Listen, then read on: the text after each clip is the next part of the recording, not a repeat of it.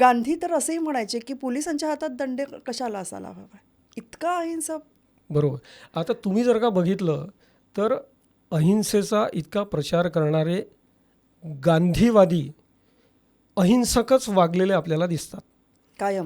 कायम अहिंसक वागलेले आपल्याला दिसतात. कदाचित आता म्हणजे जे आपण ज्या विषयावरती बोलतो आहे, हा विषय थोडा नाजूक जरी असला तरी मोकळेपणाने सत्य आहे. बोलावं हे सत्य आहे आणि हेच सत्य समोर यायला हवं. आणि हा उपक्रमही त्यासाठीच आहे की अवेअरनेस आणि लोकांना इतिहास त्यांच्यापर्यंत पोहोचावा. बरोबर. कारण सावरकर जाणून घेणं हे खूप महत्त्वाचं आहे. आणि आता तुम्हाला सांगतो की आत्ता आपण अहिंसेची गोष्ट करतोय, पण सावरकर हे वैज्ञानिक सावरकर म्हणून सुद्धा आपण त्यांचा अभ्यास करायला हवा आणि त्यांना शस्त्रांचं किती महत्त्व होतं हे सुद्धा आपण जाणून घ्यायला हवं. म्हणजे सावरकरांची इच्छा होती की आपल्या देशभरात शस्त्र निर्मितीचे कारखाने धडधडायला हवेत.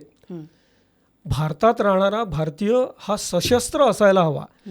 म्हणून तुम्हाला सांगतो की पुण्यामध्ये जेव्हा इंग्रजांनी शस्त्रबंदी घातली तेव्हा सावरकरांनी तिथल्या सगळ्या युवकांना बरोबर घेऊन तो मोर्चा काढलेला होता आणि तेव्हा त्यांनी एक शस्त्रगीतसुद्धा लिहिलेलं होतं की व्याघ्र नक्र सर्पसिंह हिंस्त्र जीव संगरी शस्त्रशक्तीने मनुष्य हा जगे धरेवरी. म्हणजे आणि त्यांनी त्यात असंही लिहिलेलं आहे की इतर देशांमध्ये शस्त्रबंदी नाही आहे किंवा तुम्ही आंग्ल देशात जा, जर्मनमध्ये जा, जपानमध्ये जा, इथे शस्त्रबंदी नाही आहे. मग आमच्या हिंदू राष्ट्रातच शस्त्रबंदी का? तर तुम्ही शस्त्रांचं ट्रेनिंग द्या ना आमच्या पोरांना आणि आम्हाला म्हणजे आम्हाला आमच्या हातात शस्त्र द्या. आणि कसं आहे की शस्त्राचा वापर कुठल्या म्हणजे काय म्हणतात त्याला, शस्त्र वापरायचं कारण काय, शस्त्र कुठल्या कारणाने वापरलं जातं त्यावरती त्याची उच्चता आणि निश्चयता ठरवली जाते की उद्देश काय आहे शस्त्र वापरायचा. कारण म्हणतात की लेखणी ज्यांच्या हातात आहे, कारण आपण साहित्याशी आपण बरोबर. मी तेच सांगतो की सावरकर 1936 साली साहित्य संमेलनाचे अध्यक्ष सुद्धा होते. तेव्हा त्यांनी केलेलं भाषण तेव्हा प्रचंड गाजलेलं होतं. तेव्हा त्यांनी म्हटलं होतं साहित्यिकांना की आता तुम्ही लेखणी सोडा आणि शस्त्र हाती घ्या. कारण तेव्हाची ती गरज होती ना. कारण ह्या लेखणी लिहिणारे हात तरी वाचले पाहिजे ना. बरोबर. आणि शस्त्रांचंही महत्त्व कळलं पाहिजे.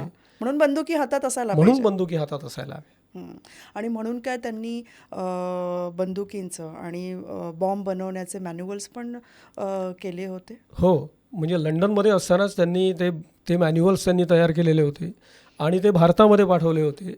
आणि हे सगळं करण्यामध्येच म्हणजे सावरकरांना म्हणजे शस्त्रांचं महत्त्व म्हणजे कसं आहे. सावरकर पुन्हा आणखीन एक म्हणायचं आहे की जेव्हा आपण जगासमोर अहिंसेचे पूजक म्हणून जातो तर कधी जा, जेव्हा तुमची शस्त्र सगळी तयार आहेत, तुमचा शस्त्रांनी कारखाना पूर्ण भरलेला आहे, तुमच्याजवळ अद्ययावत सगळी शस्त्र सामग्री आहे.